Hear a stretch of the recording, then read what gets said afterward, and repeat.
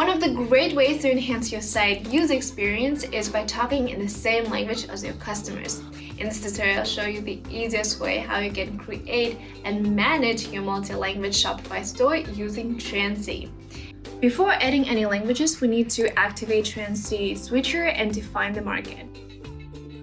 To activate Transcy Switcher, go to Transcy app, select Switcher. In the Switcher settings, go to General, and here you'll see step-by-step instructions. Click on the link and go to App Embed. Here you need to find Transcy Switcher and click Activate.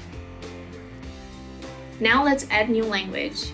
Go back to your Transcy app, click Language, select Add Target Language. Here you can choose Advanced Language or Basic Language.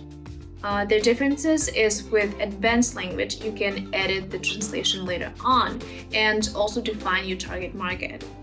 In Advanced Language, select the language and select the Assign to the market that we added before in the settings. Also, you can add Basic Language here if you want to, let's say, Spanish, and click Add. And the languages will appear on your dashboard right here. French was selected as an advanced language, so you can click here to manage your translations. Now to activate it, just press Publish. Now go to View Your Store.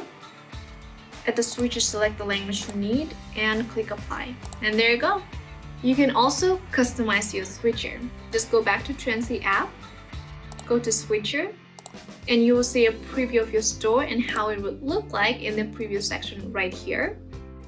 And now you can choose from any provided templates or fully customize it to your own taste. If you want to learn more on how to customize your switcher or other Transcy features, check out our other videos in the description. Let me know if you have any further questions in the comment section below, and I'll see you next time. Bye.